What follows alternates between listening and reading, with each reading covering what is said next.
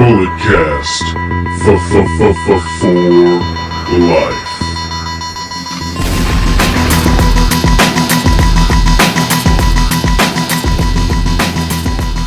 Hello, ladies and gentlemen. We are here. We are back. Welcome to episode 80 of the Bulletcast. I'm your host, the Podfather.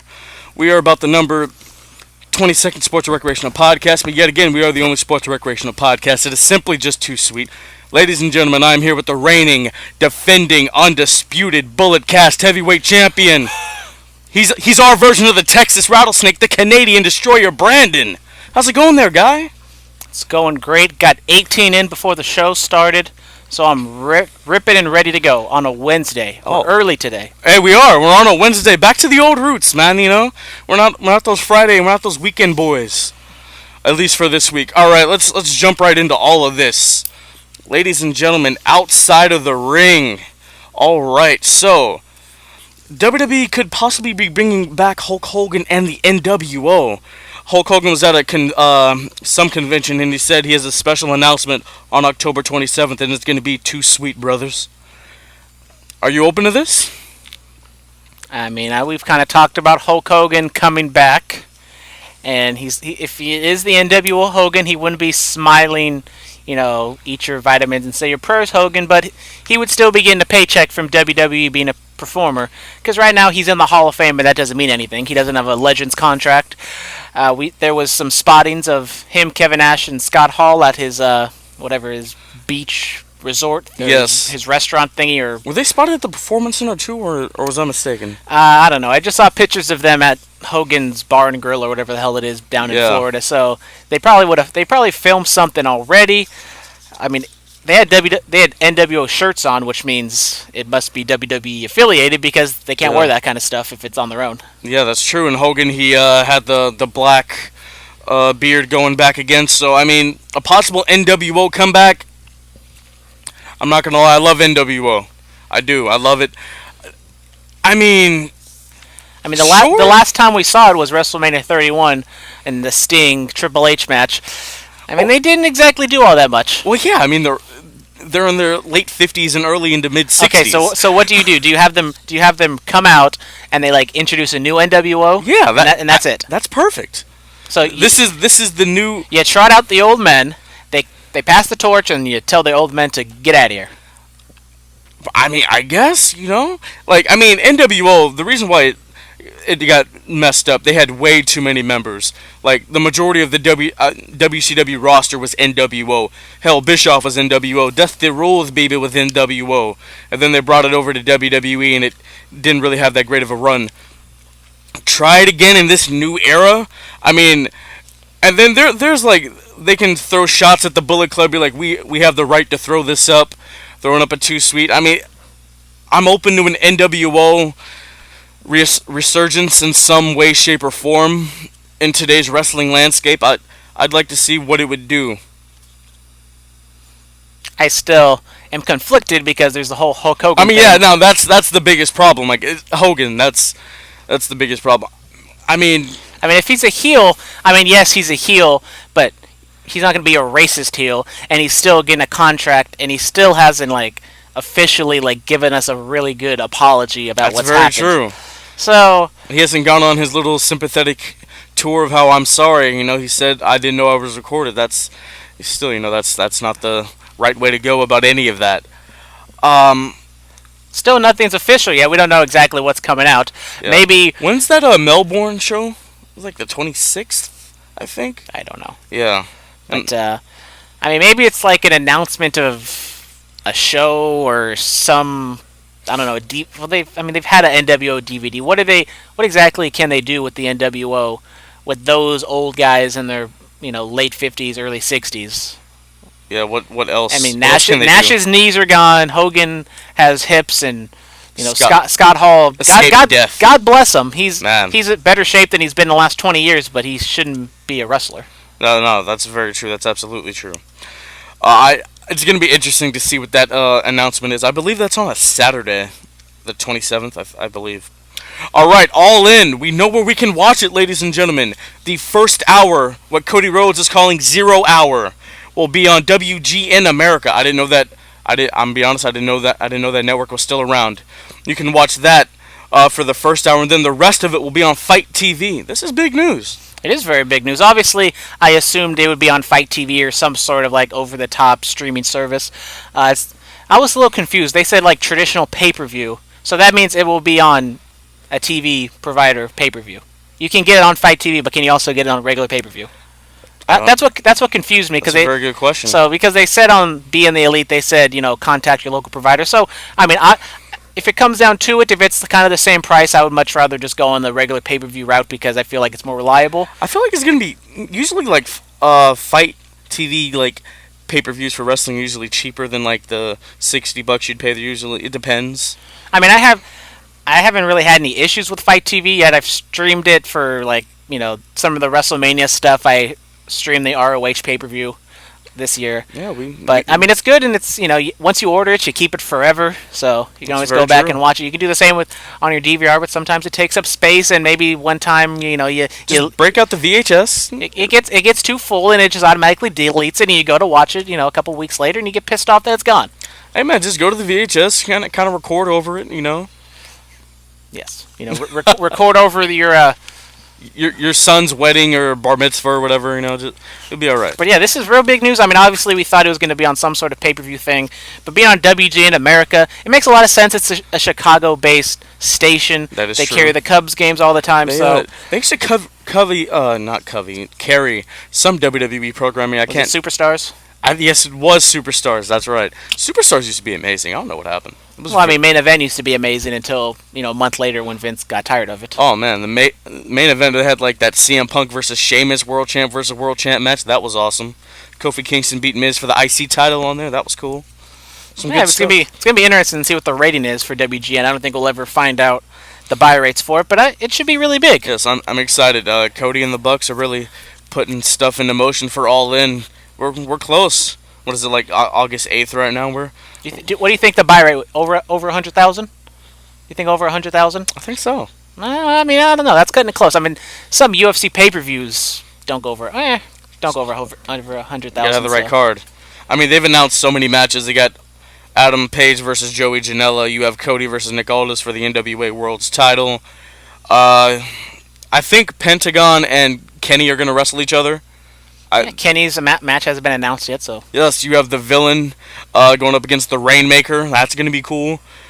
You have... Oh, they just announced Stephen Amell versus Christopher Daniels. That's going to be cool. Some are saying that's going to lead to Curryman versus Green Arrow. I don't want to see that. But, so it's going to be something pretty cool. I'm excited. I really am. I'm excited for All In. Alright, Flip Gordon, a man who still can't get booked for All In, has signed an exclusive 2-year deal with Ring of Honor, so he's finishing up his indie dates, and he will be exclusive to Ring of Honor for 2 years. Yeah, good for Flip. He's been around the industry. We've seen him a couple times at our APW shows. Shout out Flip Gordon. Oh yeah, Flip Gordon's a good wrestler. I think he definitely can be a building block for ROH for years to come. He's still really green. He's definitely getting his character together on Being the Elite, so he's a good underdog babyface at the moment. Maybe, at the end of his 2-year run, possibly he gets a chance or wins the ROH championship. I can see it happening. I can, yeah. And they dropped a little hint on Being the Elite. Flip Gordon asked about the Bucks contract because it's coming up at the end of the year, and they just ignored it. So it looks like that's going to be a little teaser on Being the Elite lately. I think they're going to re-sign, but they're going to have fun with it. Teasing us being outside of Full Sail Studios in Orlando, Florida. They kept dropping that. So, but going back to Flip Gordon, I met him a couple times. Really chill guy. I'm happy for him. I really am. Alright, Becky Lynch reveals why she doesn't date within WWE. She gave an interview to, I think, was it Ringside.com, and she was like, I don't want to be on a reality show, going to Total Divas and Total Bellas and all that stuff. She doesn't want her personal life depicted on television, and I support that 100%. So you're telling me there's a chance? Oh, my, hey. There's a chance, man. I mean, when I go down to LA for Survivor Series, I'm going to, hopefully we're at the same hotel, we hang out at the bar, one thing leads to another, and, you don't know. You never know. Having a pint or two? Yeah, Alright, hey, man. If you can get her on the pod, I'll let you take this thing over. Never mind. I'm not gonna say it. Okay. I was gonna say something else, but we're gonna keep it PG. All right, I'll tell you after the show. Recently, Brock Lesnar had a meeting with Vince McMahon and the higher-ups, and Brock told Vince he wants to work WWE and UFC. We don't know exactly how that would happen due to contracts and appearances and stuff like that. And injuries, possibly. Possible injuries, yes. But, it's going to be very interesting going into SummerSlam with this news, especially if Brock somehow retains the Universal Heavyweight title going into that fight with Daniel Cormier. That'd be really interesting. Do you think Brock would ever wear the Universal title walking down to the Octagon? No. That'd be hilarious. He doesn't care about WWE. That'd be... I mean, he enjoys the in-ring aspect and working and having fun. It's just... when it comes to being outside and promoting the product, he doesn't care. Yeah, Brock's actually, I read the story, speaking of Brock Lesnar, this Uber driver gave Brock Lesnar a ride. I forget where it was. He picked up him and Paul Heyman, and he described what Brock was like. Brock doesn't really like to talk all that much. Brock Lesnar prefers male Uber drivers. I don't know why. He said he drove Brock and Paul to a local steakhouse and then drove them to the arena for Raw when they were in Miami. So yeah, that's an interesting story. I mean, if you're an Uber driver, take a hint. If they're not talking to you, don't talk to them. Don't start the conversation. If they want to talk, then true. Then you go back and forth. But you don't start the conversation. I'll start the conversation. Exactly. There we go. A man. You have a good mind on your head, man. You gotta. Mm-hmm. I need him. I mean, you could ask him a simple question and take a hint. How's your day? Take a hint, and if they just don't say anything back or not a good answer, just be like, okay, let them be. All right, ladies and gentlemen, let's start with this day in wrestling. So, WCW Road Wild 1998. This pay-per-view was not good. It was not good at all. You had all 60 members of the NWO running wild, and there was a cruiserweight match that was phenomenal as always, but WCW Road Wild 98 was not very hot. Taking place at Sturgis at the biker get together. So all you have is just a bunch of bikers out in the crowd who don't really care about wrestling. They're just having fun with it and just doing dumb chants and revving their engines and. I saw the show maybe for the first time last year, maybe 2 years ago, and it's definitely one of those WCW gimmick pay-per-views. Yes. And I'm not going to fault them for trying. I wish WWE would go outside the box a little bit more. Go maybe a bash at the beach, literally on a beach, or do some other things. Just to switch things up. Bash at the beach is probably a better environment because you can actually get real fans to come down. You're not going somewhere where you're trying to get people who don't care, and then. Yeah. Yeah. I think the only time WWE goes out of the box is when they do tribute to the troops outside. Yeah, they haven't done that in a while. They did it last year. They didn't do it outside. Yes, it was. It was outside? Yeah. Whatever. I don't watch tribute to the troops. Hey, whoa! I enjoy tribute to the troops. Supporting the men and baby women. faces go over every single time because got to make the troops happy. I'm sure some heels have wanted tribute to the troops. I'll have to go back and look in the WWE archives. The main event. You already know. Roman's going over. Yes. All right, so on this day in 2012, WWE signs Tyler Black. Now we know as Seth Rollins. Wow, I didn't realize he was signed that quickly, in August, and then wins the NXT Championship pretty soon after that. Then November debuts with the Shield on the main roster, all in the same year, so wow. Yeah, one of those real... indie guys flip-flopping all over the place. He had a reputation of wanting to get into spots in. He still has a little bit of a reputation of trying to do a little too much. Injuring Sting and Finn Balor with the buckle bomb type move. Not the safest move, but... Safer than most. Huh? Safer than most moves, you could say. Uh-huh. But, I think Tyler Black or Seth Rollins, however you would like to call him, great signing for WWE. Should be the top guy in the company, but he's not. We'll get there. We will get there. All right, we got some birthdays. All right, Sable. You know Sable.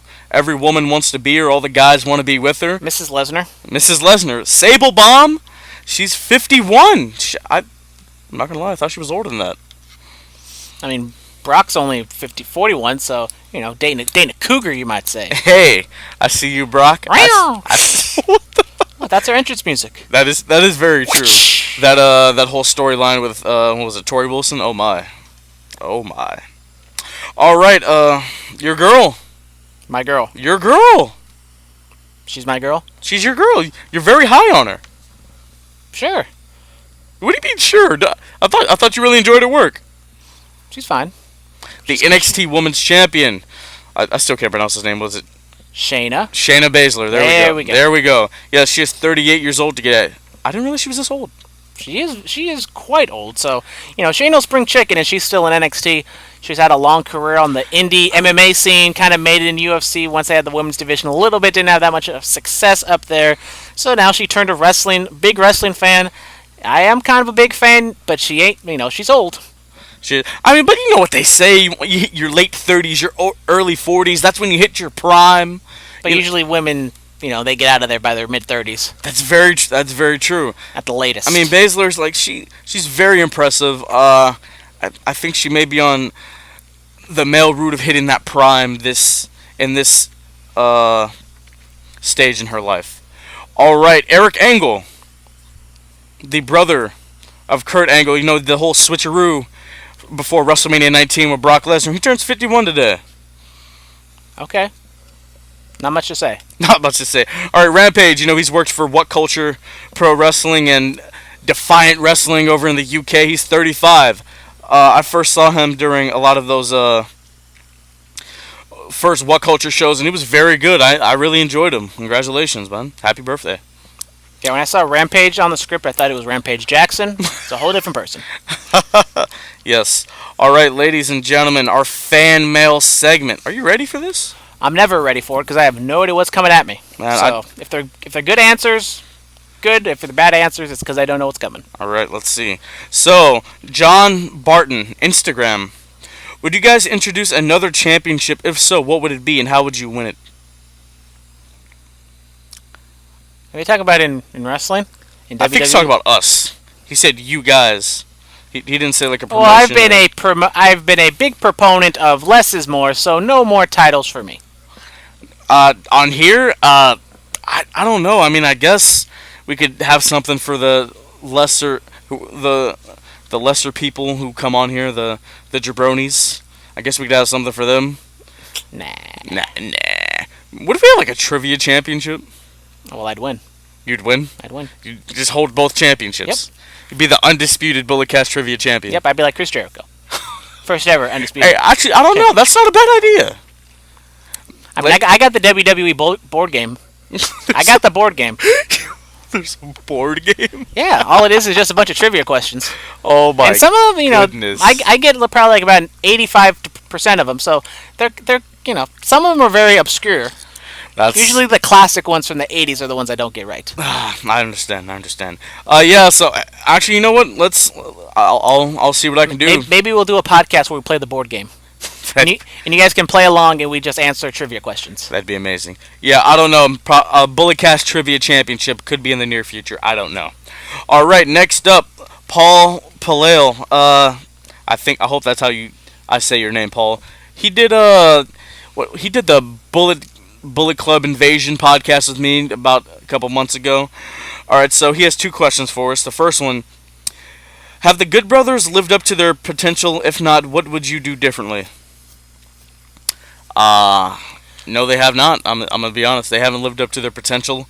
When they first came in, they were hot. They got the club together with AJ. They were in a slump for quite some time after AJ went over to Smackdown, and they stayed on Raw. They eventually won the Raw Tag Team Championships on the pre-show of Royal Rumble 2017. They lost them. Then they were just been in a real slump. They haven't really done anything. They've had like funny moments with the ring post-itis going up against their rivalry with the New Day. But now they're on SmackDown. Just come on, put them with AJ. Just let it happen, man. Just let the club run wild on SmackDown. Just let it happen. Yeah, I would say they haven't lived up to their full potential. I wouldn't say it was their fault. I think it's more of just happenstance and booking. 50-50 booking, the tag team division, especially with New Day just kind of being on top because they sell so much merch and they're always going to be there. And it kind of feels like they've kind of been following New Day on the brand splits, so they've kind of...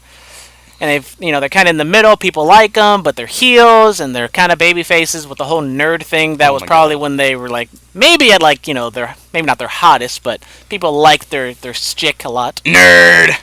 I love that. That was awesome.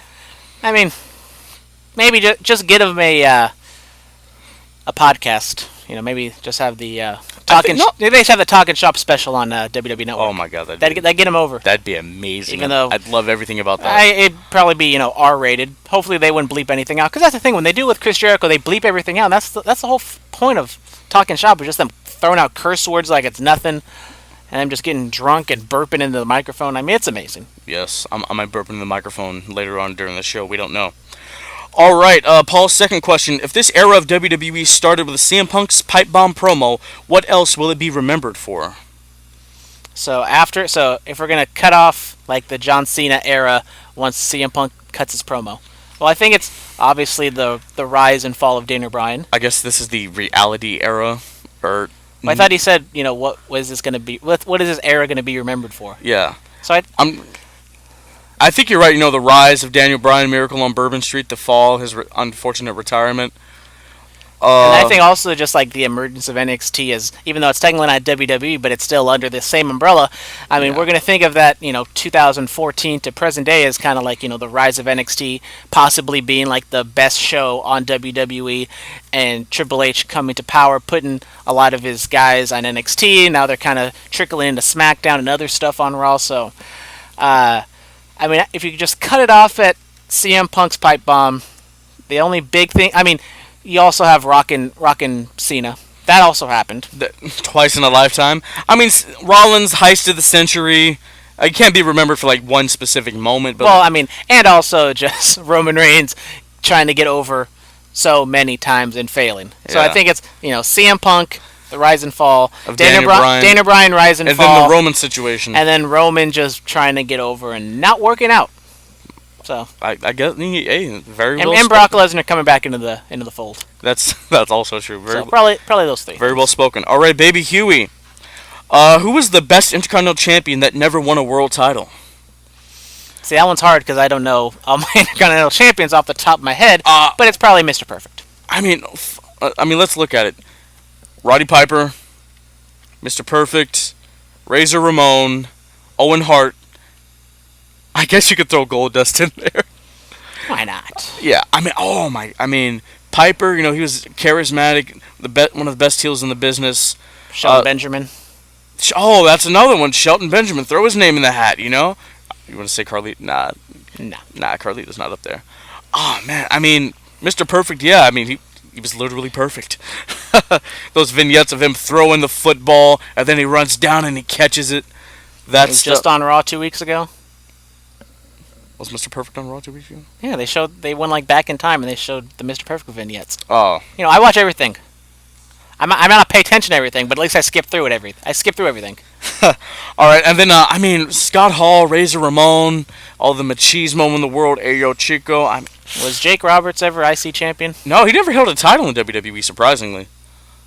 So, I probably, if I'm going to pick somebody, what about Owen though? Just off the, I love Owen. I've kind of been a Hart hater on this show. I'm not the biggest fan of the Harts, and no. Owen's not that bad. Natalya, she cool. I love Natalya. I love Natalya also. I met her. You see me on Total Divas season 1. Whatevs. Taking a selfie. Episode 4. Taking a selfie with her and Jim. Whatevs. Shout out. So you're gonna say Mr. Perfect? Probably, but I wouldn't say like any of them really needed to be elevated to be a world champion.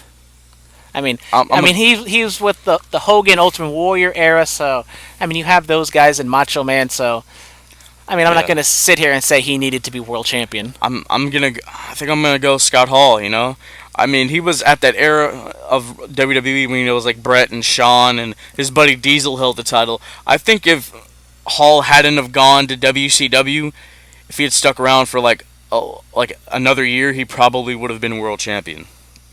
Especially with the Clique running wild. Diesel got a run, Shawn got a run, eventually Triple H, but that had nothing to do with the Clique. But yeah, probably right. Out of all those guys, probably Razor is probably the guy who would have been champion most. He looked like your world champion. Maybe Shelton, if he got hot in the mid 2000s, maybe he would have had some sort of run. But I think Scott Hall is definitely the person most likely to be champion. Very true. All right, this last one is from the Achilles heel. Ooh. Oh, I see what you did there. from Instagram. Very punny. Becky would appreciate that. I heard the podcast about you guys not saying that The Rock is on the Mount Rushmore of wrestling. You can make wasn't like 2 weeks ago. Yeah, no. You can make several arguments that he's not, and then you can make several arguments that he is. So if not Rock, then who takes that last space on the Mount Rushmore of wrestling? I mean, so Mount Rushmore, we said it. Okay, if you're gonna say that's wrestling, period, there's so many people you can go with. Yeah. If you're gonna say like the biggest stars in wrestling, no question, Rock's on there. Rock is the probably biggest star ever to be in wrestling, period. It's probably like him, Hogan, maybe.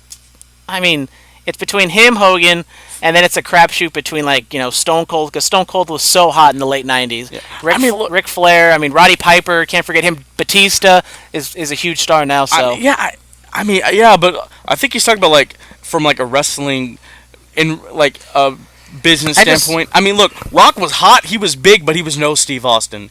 Like, Vince McMahon said it himself, he wasn't as popular as Stone Cold. So, I'm going back. It's Hogan, it's Flair, it's Austin. Would you throw Cena on there? No, hear me out, though. Okay, if out of the top four, in wrestling if history. It's between Cena and Rock, it's kind of difficult because Cena was there for so long, but Cena didn't really move business as much as I think Rock did. Like, all the merch... 99, like, late 98 to 99 when Stone Cold was out, Rock was the top guy in the company. Don't get me wrong, like, Rock has a show named after him that we watch every Tuesday. But Cena, like, look at the longevity. He's been there for, 16 years? For well over a decade, he's held the fort down. But you can make the argument that the company has gone down since... The company is not as hot as it used to be. He's not Bret Hart. Like, hold on, it's not like that bad. I'm looking at it. Well, Bret's probably gonna tear me on Twitter. I apologize. I'm looking at like the longevity. He's had a longer run than Austin for sure, than Hogan, than Bret, than Rock. Then Savage, then Warrior. Really looking at it. And plus, like, the schedule this guy's had over the last 10 years. You know, from the States to Shanghai to Abu Dhabi, going overseas to Germany, comes back to the States, hits Tampa, does the Today Show, some appearance in Chicago, then he goes on the road for whatever Raw and SmackDown's doing, a pay-per-view. Like, he's had this insane schedule. Hogan never kept that schedule. Rock and Austin never kept that schedule. Bret and Shawn never kept that schedule. This guy's had. But when it comes to wrestling, first off, we're supposed to talk about The Rock, and we went off on a tangent about Cena. That's true. We're still on The Rock thing. But then again, Rock. If we're just gonna go the Mount Rushmore of wrestling, you only have 4 spots. I think Hogan definitely needs to be there. Stone Cold is arguable just because he was he was such a short run. I think Flair. I think definitely Hogan and Flair are like locks. You have to have those two guys in there. I think Austin too, because Austin is by far the hottest wrestler ever. Yeah, he's there. You can't scoff at like Luthez and Bruno Sammartino and the Harley older Race. guys. Like you can't. I know that we're leaving a lot of guys off. When it comes to The Rock, if you think about it, the only thing he's like quote unquote the best at is talking. Like, he's probably Mount Rushmore in talking. He's the top 4 in superstar when it comes to like altogether drawing money. Being the top guy, in-ring work. I think, to be honest, I know they have a history, but I think I'd put Shawn Michaels over The Rock just because Shawn Michaels has done it for so much longer. He might have not moved as much business as The Rock did in his short amount of time because even, you got to think, WrestleMania 28 did great, 29 was a little bit down, but it still did good business. From 98 to 2000 when he was kind of the top guy when Austin was out with his neck injury. And that's true. And then, Shawn gets injured and then comes back and does the greatest second act in wrestling history. I'm not gonna laugh at you if you put The Rock there, but I think there's just so many different people that you can put in there. Because if you, think about it, Rock might have had a longer stint in wrestling than Austin did in terms of being the top guy in WWE, but Austin was so much hotter than The Rock. And then when it comes, when you stack it up, what great match has The Rock ever had? His greatest match is probably against Hogan, and that wasn't even really a match, it was just a spectacle. But then again, you could say Rock beat 2/4 of wrestling's Mount Rushmore at WrestleMania. He beat Hogan, then he beat Austin the next year. But Austin won 2 out of the 3. That's true, but then he beat Cena when he first came back. You could say that. He's beaten the faces of the company at the biggest show of the year. I mean, but then again, Shawn, like, he stole the show every night. We all know what Shawn Michaels did, so I think that's probably the best option. Hogan, Flair, Austin, Michaels. Rock is definitely in my top 10. Maybe might sneak in the top 5. I don't know. He might. He just might. You never know. All right, ladies and gentlemen, let's start talking about Monday Night Raw. So, from not so great to amazing. Bobby Roode, the glorious one, he defeats Mojo Rawley. Congratulations, you got on TV, got you a televised win. Yeah, I mean they've done a little TV program with them the last month. I mean, you got to do this with Raw. You got to build up these little feuds. I mean, I enjoyed it in terms of making a little story about it.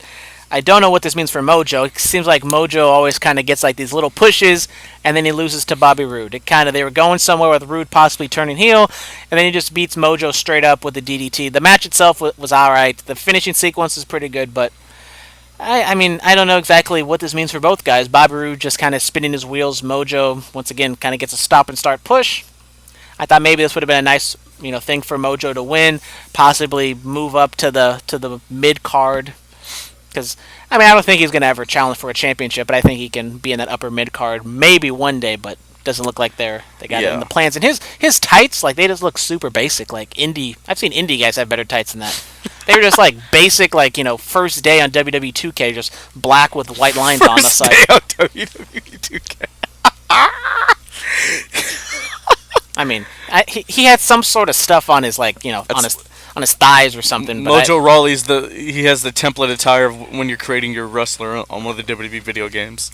No, but yeah, I mean, Mojo Rawley, he could be one of those upper echelon mid-carders eventually. Bobby Roode, I mean, turn the guy heel, make him the rich, arrogant a-hole that we know he's best at that, or when he's a snotty heel, just do it. The glorious gimmick will work much better with that.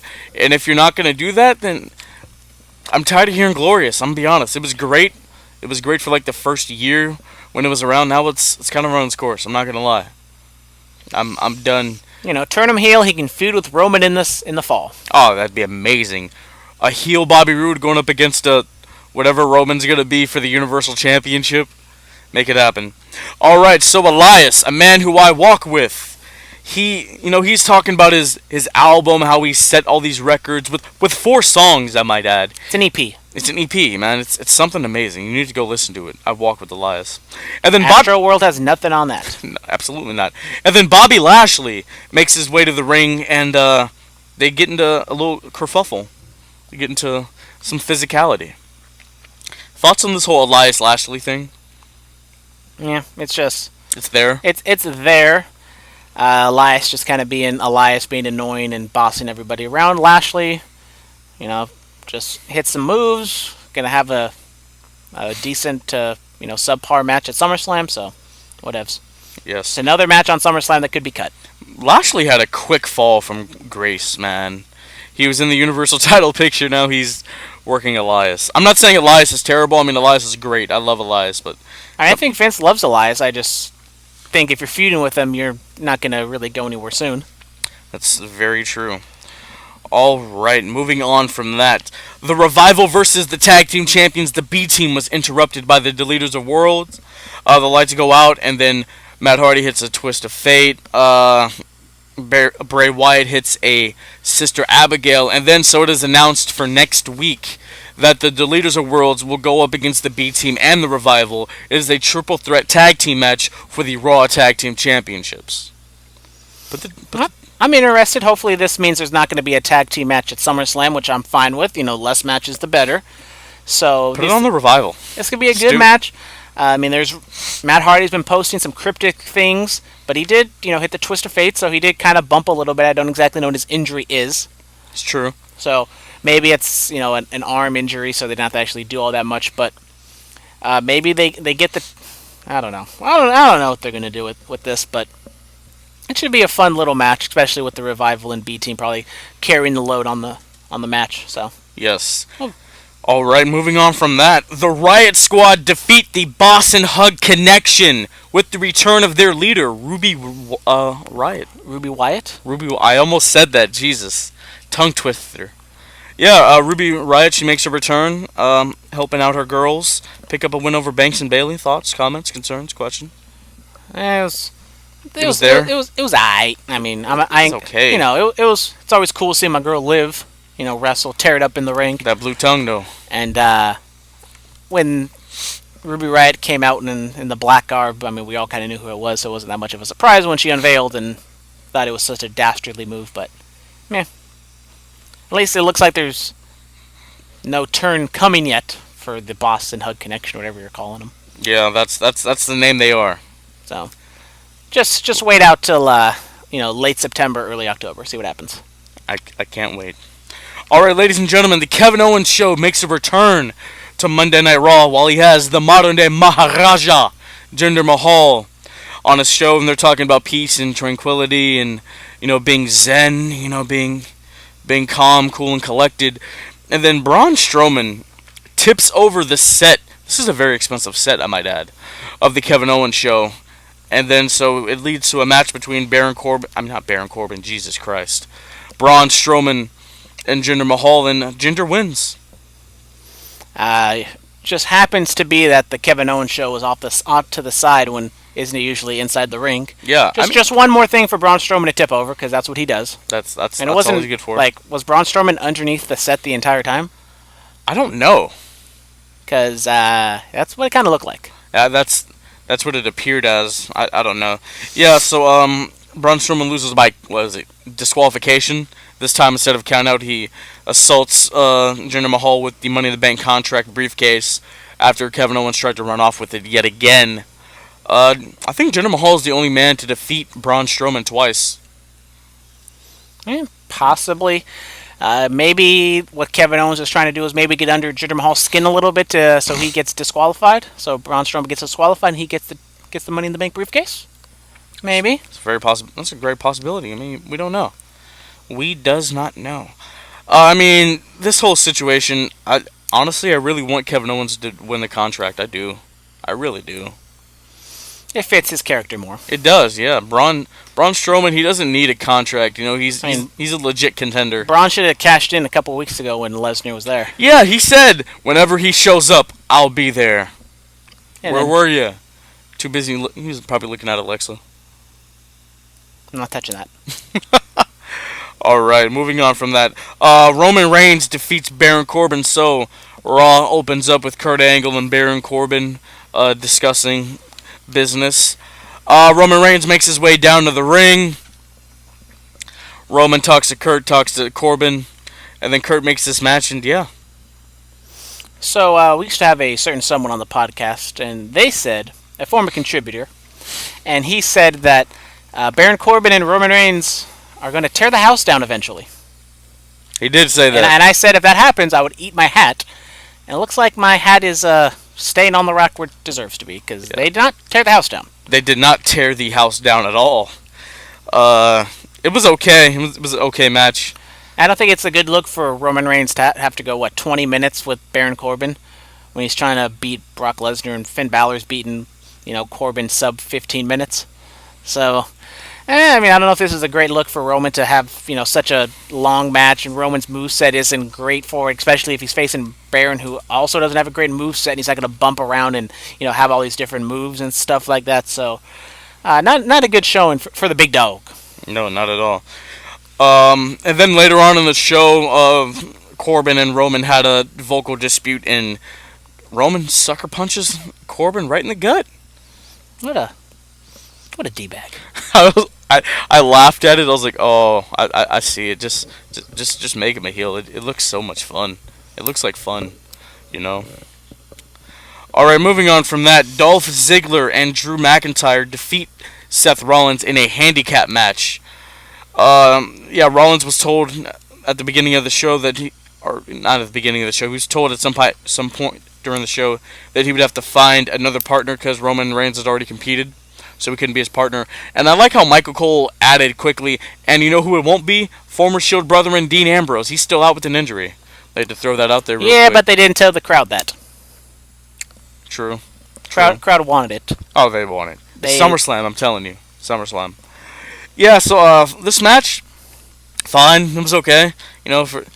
Rollins trying to handle both of them at the same time as one would do in a handicap match, but it ended with a super kick. Super kick. You know what? Why couldn't he just go back and grab Tyler Breeze?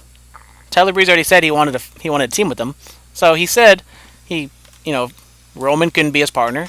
He already had Tyler Breeze. Maybe Tyler Breeze, packed it up, took a shower, and was in his street clothes. It's very true. He could have grabbed Breeze. That would have been interesting to see. I don't know, but the match itself was fine. Nothing spectacular.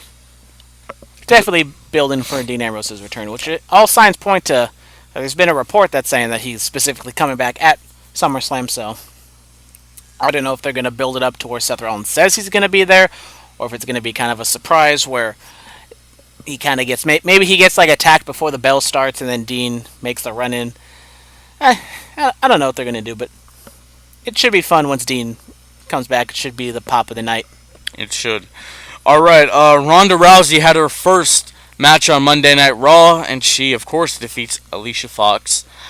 The setup to this, the promo with Alicia and Alexa and Charlie Caruso, kind of cringeworthy, I'm not going to lie. I didn't like the promos, but I did like the video packages they ran beforehand. They ran a video package on Fox to build her up a little bit.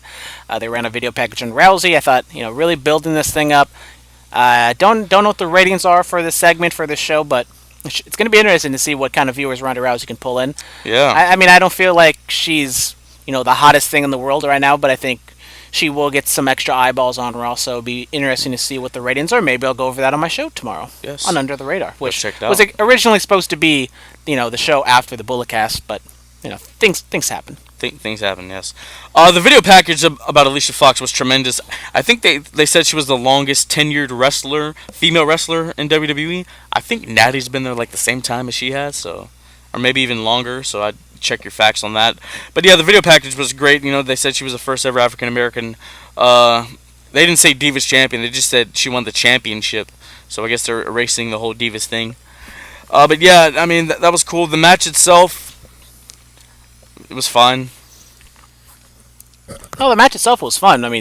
It was all just building to Ronda getting the armbar on her, and I like the finishing sequence where Ronda has the armbar on Fox, and she's just staring a hole through Alexa Bliss, saying like, "This is going to be you in 2 weeks, so get ready." And Alexa looked a little shook, and then after the fact, she tried to run up on Rousey, but it didn't work out too well, and she was able to scurry away at the last second. So, it's kind of the same thing as her and Nia Jax in terms of her and Alexa Bliss and Nia Jax, just because it's kind of wait to see the little girl get beat up on.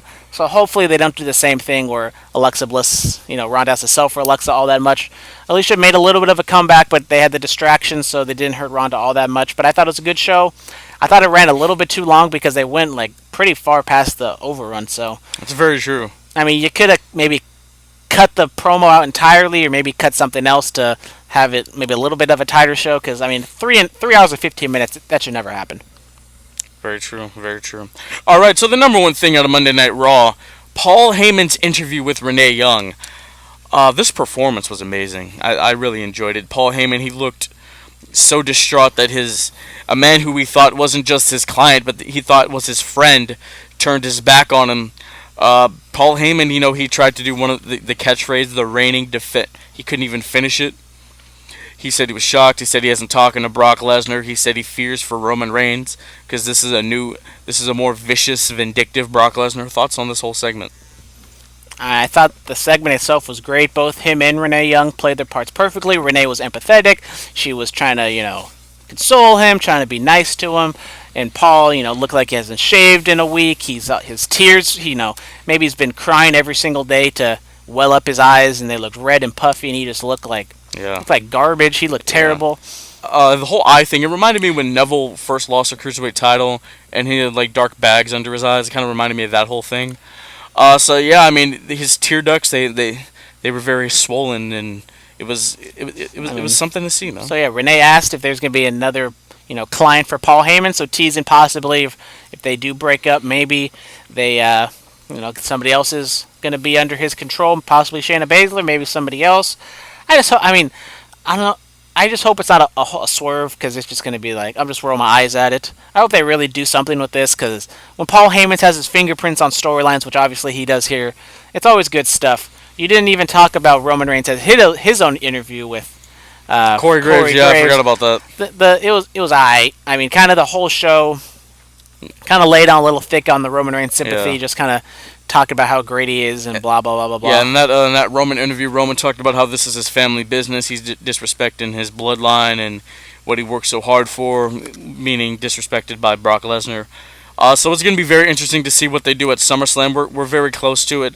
Yeah, just give me something big, give me something juicy for this storyline. Let's make something happen. Really make something happen here. I mean, next week's the go home show. They didn't advertise Brock being there. They didn't. So we don't know what's going to happen. Is Paul going to be there? Is both of them going to be there? Is there going to be some sort of like last ditch effort for Paul to try to, try to reconstruct the friendship between him and Paul or and Brock? But I mean, I'm more interested in the Paul Brock Lesnar dynamic than I am with the Brock Lesnar Roman Reigns dynamic at this point. That's very true. I'm excited to see what goes down at SummerSlam. All right, ladies and gentlemen, let's talk about Smackdown Live. Lana and Selena Vega. Once again, Vega goes over to Lana yet again. I mean, I said this last week. Just don't have them wrestle full-fledged matches. They're not good workers. I mean, Selena, it was great. I mean, it would get big pops when she would do the Hurricane Rana during the matches. It looked great.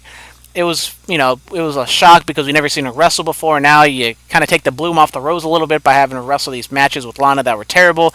I mean, they look like mid-2000s Diva era matches. Oh my God, they did. Lana, she kind of just stood there waiting for something to happen, and it was just, oh God, it was not good. And the way she bumped, Aiden English pushed Andrade and Rusev or whatever. Yeah, it didn't look natural at all. Barely touched her leg. Like, come on now. Well, I mean, it pinned her leg. So then, instead of getting crotched, she kind of gets crotched, then flips over, does like a full front bump. Yeah, I don't know what that was. It didn't look. I mean, you could have just kept them separated, have some cat fights every now and then, lead up to a mixed tag, build to the hot tag of the women, have another cat fight. And then, go home or something like that. Yeah, and it's great booking. Hire this man. So, I mean, I still think they're going towards a mixed tag. Don't know how Aiden English is going to fit in. I did say maybe a special guest referee. Possibly. But Nothing about this looked natural at all. Poor Aiden English. He's just trying to help out, and he just can't catch a break. Can't catch a break. Poor guy. Jesus. I hope you can catch a break, Aiden. You're a good guy. You're a good man. All right, Charlotte and Becky Lynch, a.k.a. the Tea-Sippers. I don't know. They go on to defeat the Iconics, Billie Kay, and Peyton Royce. As they should. Charlotte once again taking Becky Lynch's spotlight, getting the tag, doing once again a terrible moonsault. All it did was break, the chain of the Iconics, and they fall down like they'd just been shot. But besides that, then she puts on the figure eight, gets the tap out. Becky looking a little bit angry that she, got the victory, but then she puts on the brave face, and they go backstage and they talk about it a little bit. So possibly setting up a Becky Lynch heel turn, but I don't think she's going to be a heel. I mean, I don't know if you have her win, and I just don't think Becky Lynch should turn heel. She's a great baby face. I think you turn maybe a heel. You turn her heel if she's not as hot, but I mean she's probably the hottest babyface on the women's roster. Then again, once something's hot, you put it out. You stop it. That's what happened with DX when Triple H turned heel. That's what happened with the Shield when Seth turned. I mean, it's just no. I mean, I say you turn heel right at the end of being hot. You ride the wave, you go to the peak, and then once you see a dip down, that's when you turn a heel to maybe go back up things again. Up. Yeah, I see your point. I agree with that totally. But it's going to be very interesting to see what happens with the Carmella, Charlotte, and Becky Lynch title match at SummerSlam. And rumors have it that possibly Asuka might get added to the match as well. Oh, Fatal 4-Way. I know how you love those. I know. The more the merrier, right? I mean, last year's Fatal 4-Way for the Universal title was amazing. Hopefully Carmella gets dumped to the outside and the three workers can actually have a match. And then Carmella comes in and steals the victory. Probably. Yeah. Because you need to do something for September. You gotta do something for September. All right. Shinsuke Nakamura goes on to defeat R-Truth. This whole little thing, the backstage segment with R-Truth and Ty Dillinger and Shinsuke, I'm not gonna lie, I laughed. It was really funny. It was. R-Truth was like, he's supposed to be wrestling Carmella, and then Shinsuke said something to R-Truth and Ty Dillinger in Japanese, and Ty Dillinger was like, me no speak Japanese, and R-Truth was like, I never. Like, tell Carmella the match is off. I'm wrestling Shinsuke tonight. I thought that was funny. R-Truth can still move, man. He's like in his mid 40s, and he's doing all the same stuff he was doing when he was like 22. Like, it's amazing.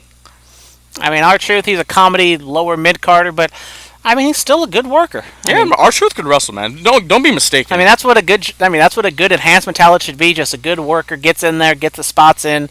Make the other guy look good, and that's kind of what happened here. Just a simple squash match, building up a little bit of a story, have a segment, then have the match.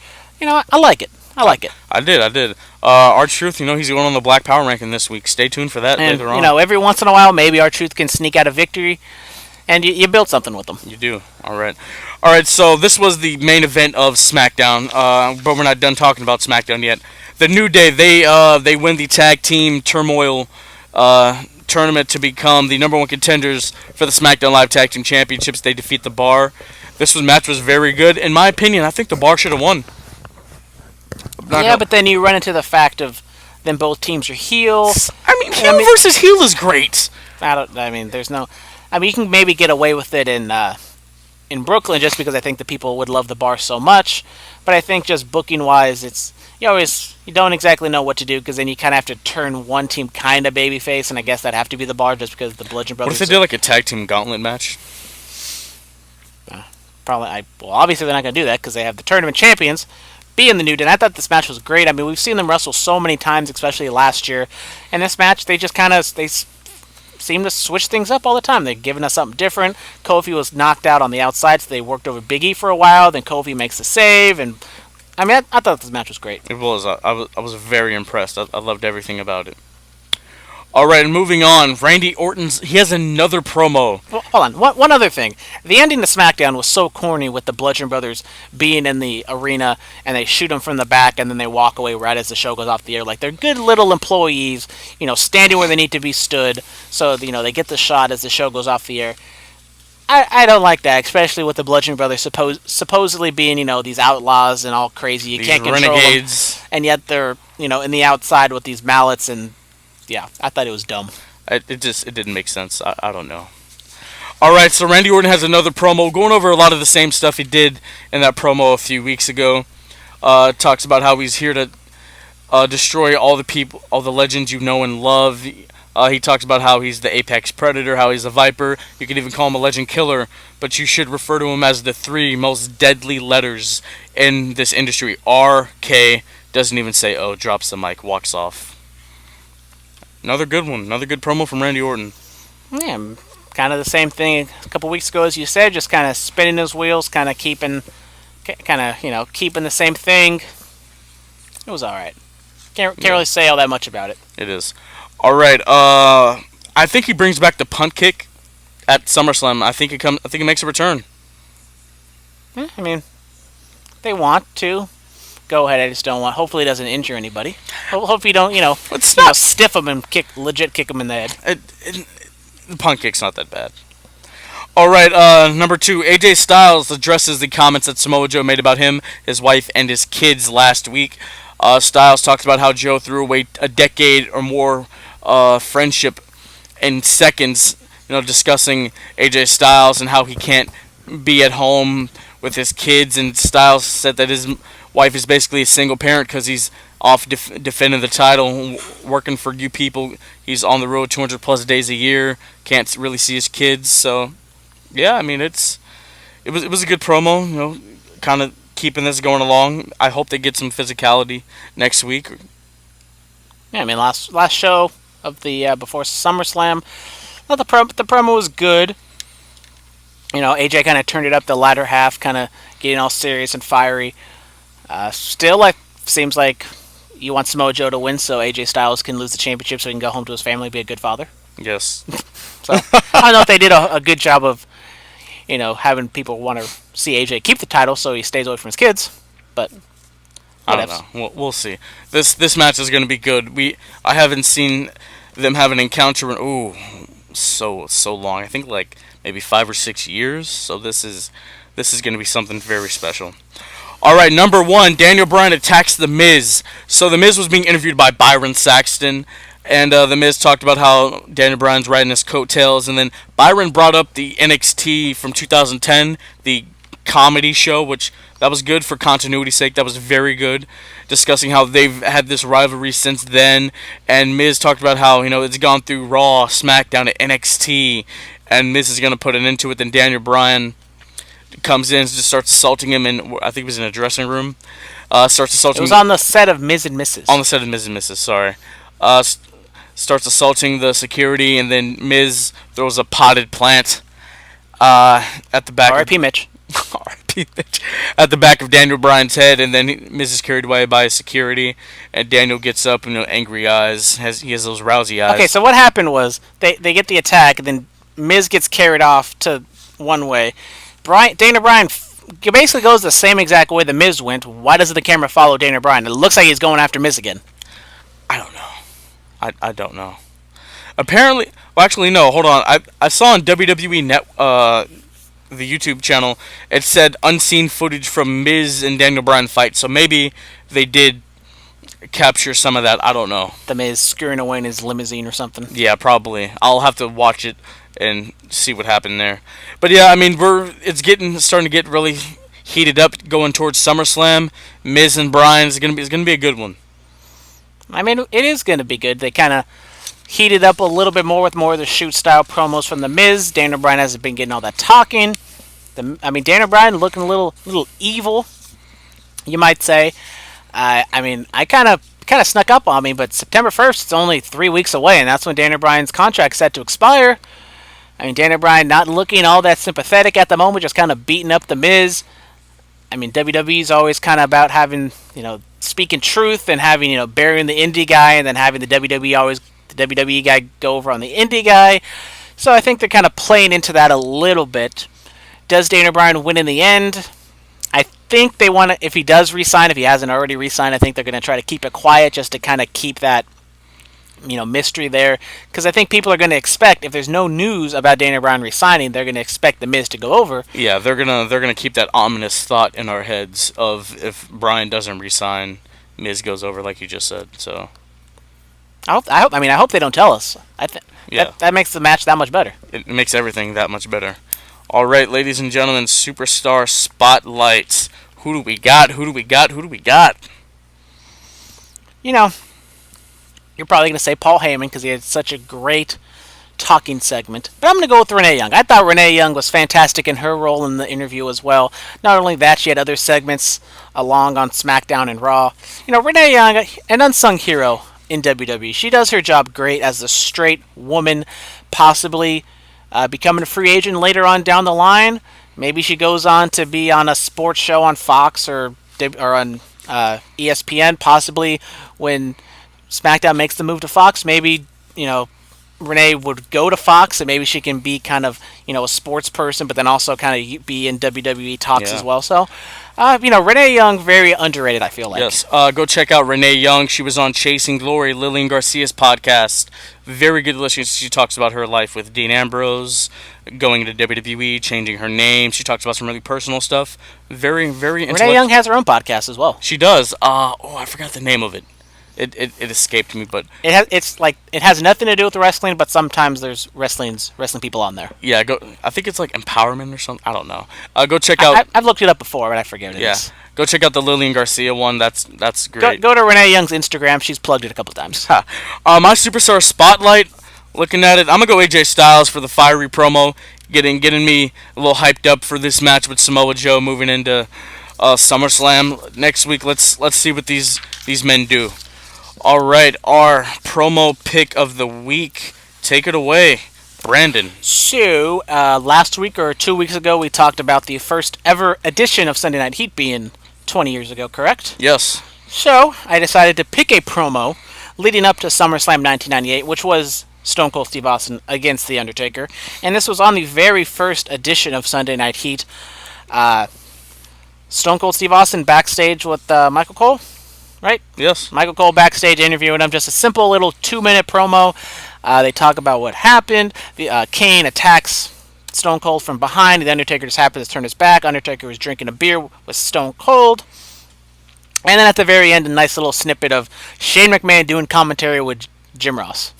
So go out on YouTube, type up Stone Cold Steve Austin Heat, August 2nd, 1998. Yeah, this was at the point in time where Undertaker and Stone Cold were tag team champions. They were set to defend against The Rock and Owen Hart. So I watched the promo on the way over here. I enjoyed it. Quick, simple, straight to the point, as Austin usually is. This was during the era of the Smoking Skull version of the WWE title.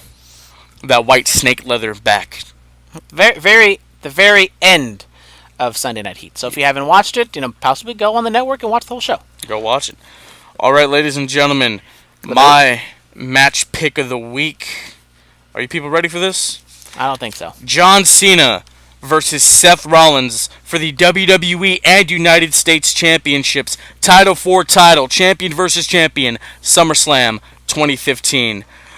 This was when John Cena was the U.S. champion. Seth Rollins was WWE champion. It was a good match, They traded moves back and forth. I think this was a few weeks after Seth broke John Cena's nose with the knee. And what is this match really remembered for, besides Seth Rollins winning both titles? Jon Stewart. He comes in and assaults John Cena with the chair. Seth Rollins pedigrees John on the chair, wins the U.S. Championship, retains the WWE title. Yeah, the match was really good up until that crappy finish. Yes, and then Jon Stewart's on Raw the next night. He was like, "Oh, Rick, I was trying to protect the record, doing it for the record, Mm-hmm. And then he just ends up tying it anyways. Yeah. But I remember the match. It's a really good match up until the finish. This is when Seth Rollins came out in all white, looking like Jesus, looking like a Power Ranger. That CrossFit Jesus, boy. Mm-hmm. Shout out to them white tights. Isn't this like one of the first times that he hit like the Phoenix Splash or something? Yes, it was. Actually, no. It's like a big deal. It was like the second time, but still, yeah, it was a big deal. He didn't do it all that often. So it was great to see. I advise you go watch it. SummerSlam 2015. Rollins versus Cena, WWE United States Championships on the line. All right, ladies and gentlemen, please follow us on Twitter at Bulletcast, Instagram The Bulletcast, YouTube channel The Bulletcast. We're on Facebook at Bulletcast.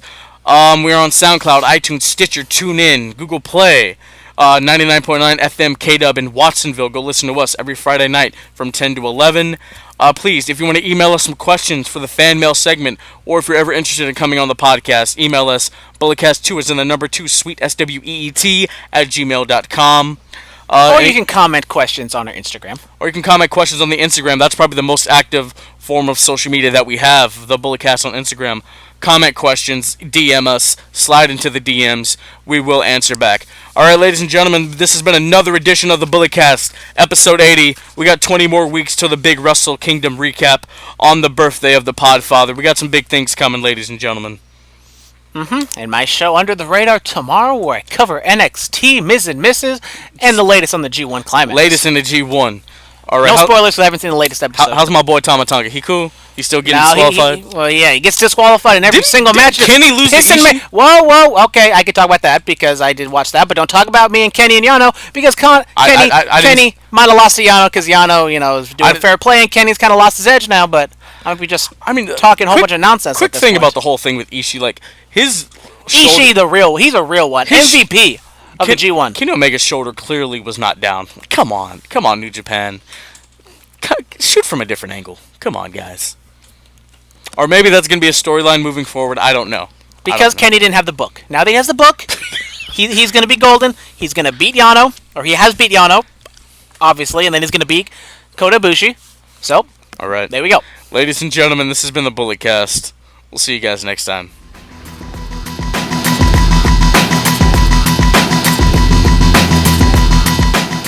This has been the Bulletcast. Thank you for listening.